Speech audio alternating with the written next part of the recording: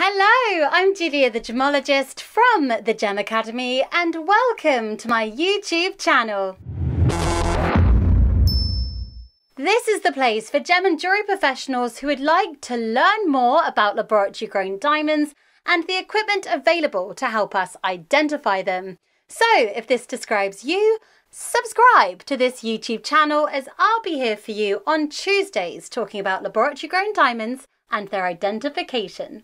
Today we're going to be talking about the Jewellery Inspector by Gemetrix, which I'm so excited for because it's brilliant for so many reasons. The Jewellery Inspector is essentially a UV box which allows us to clearly see the fluorescent and phosphorescent effects of gemstones under both longwave and shortwave UV light. But what makes this special is that the Jewellery Inspector is designed to be used with the camera of a smartphone. Cameras are capable of seeing light that our eyes cannot see. So, with these two things together, we're able to view UV reactions that we just wouldn't see with our naked eye. UV responses are particularly good at helping us separate natural diamonds from laboratory-grown diamonds because these two products typically have differing reactions to one another. So this can be a very useful, very quick and easy way to assess the origin of diamond materials. And this includes rough stones, cut stones, loose stones, set stones, and even small batches of melee. So, let me show you how the Jewellery Inspector by Gemetrix works.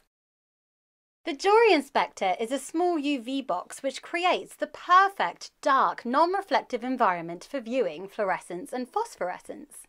A button on the side of the unit allows us to switch between long-wave and short-wave UV light.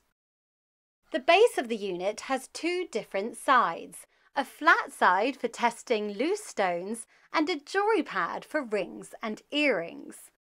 Once the stones are in place, the unit can be placed on top and the phone camera can be positioned right on the lens. We're now ready to test, and we always test diamond materials using long-wave UV light first. Once we turn on the long-wave UV, we can view the reactions on the screen of the phone. Click the longwave UV icon on the app and then take a photograph of this image. Turn the unit off and wait to see if there's any phosphorescence after longwave UV exposure. And then switch the unit to shortwave UV. Let the unit warm up for a couple of minutes before recording any results. Click the shortwave UV icon and take a photograph. Then turn off the unit and look for any phosphorescence. You can now compare the fluorescent reactions under longwave and shortwave using the app. Click Compare on the top of the screen and you will see two alternating images of the stones under longwave and shortwave.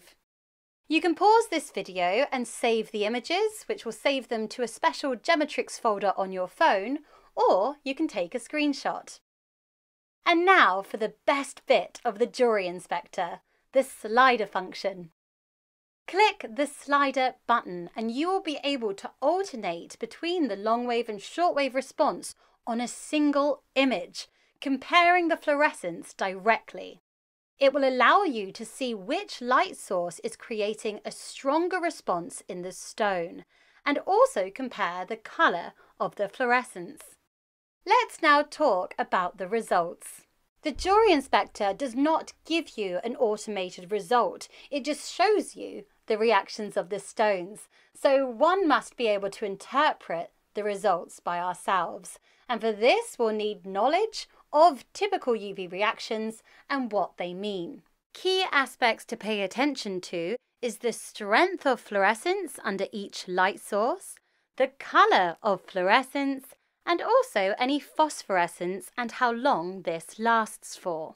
Now this is something you might be able to do already, but if not, don't worry, you can learn. I'll go through a couple of common UV reactions now to get you started. Natural diamonds typically fluoresce stronger under long-wave UV, and laboratory-grown diamonds typically fluoresce stronger under short-wave UV. Natural colourless diamonds most commonly fluoresce blue, whereas laboratory-grown diamonds typically fluoresce yellow, greenish blue, or even orange. So pairing the strength of the fluorescence with the colour of fluorescence gives us a very strong indication of its origin. A further observation that can be seen for HPHT colourless laboratory-grown diamonds, so those grown by HPHT synthesis, is that these stones will typically show prolonged phosphorescence after exposure to shortwave UV light. And this is often prolonged, so typically lasting over 10 seconds and up to several minutes. So by pulling all this information together, one can conclude whether a stone is a natural diamond or a laboratory-grown diamond, and if it's the latter, sometimes even how it was grown. Knowledge on this topic can give you so much freedom and power when it comes to natural diamond and laboratory-grown diamond separation. There are many more reactions to learn, which will only make you more powerful when it comes to this topic. And there's also unusual reactions that we have to watch out for. So we do have to really invest some time into learning this topic so that we can confidently and accurately interpret the results. I would like to talk about testing melee, because another feature of the Jewellery Inspector is this melee testing plate. The majority of laboratory-grown diamond melee is produced by HPHT synthesis. So we've just learned in this video that most HPHT colourless diamonds have prolonged phosphorescence. So this is an excellent test for melee. Let's talk about the benefits of the Jewellery Inspector. As this is a UV box, the Jewellery Inspector is perfect for assessing any gem material. So it's great for every gemologist as a standard gemological tool. It's also small, it's portable, and it's relatively affordable at £465. Another really big benefit is that you can take images of the fluorescence, and if anyone's ever tried to do this in another UV box, they'll realise how difficult that is. Other benefits: you can test pretty much any size stone with this piece of kit. It can be loose, set, rough, polished, it doesn't matter.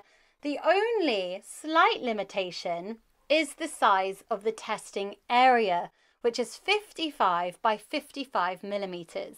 So if you did want to test a larger piece, such as maybe a collar necklace, you can still do this. However, you will just need to be in a completely dark room, and I mean pitch black, and then you can test a section of the piece at a time.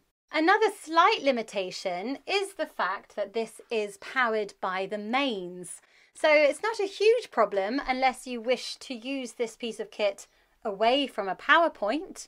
So I might look into seeing if I can actually convert this wire into a USB port so that I can use it when I'm out and about. Then the only other limitation really is one's own knowledge, but one should not shy away from that challenge, because knowledge is power and it makes us very good at our jobs and actually gives us so much freedom and insight when it comes to testing gemstones. To finish off, let's talk about how you can get your hands on a Jewellery Inspector. These units are designed and hand constructed in Australia by the awesome gemologist John Chapman, the founder of Gemetrix. If you would like a Jewellery Inspector, you can order it directly from me using the link below. That's all from me today. I hope you enjoyed this video by the Gem Academy. Feel free to ask me questions, and I'll see you next Tuesday for more laboratory grown diamond videos.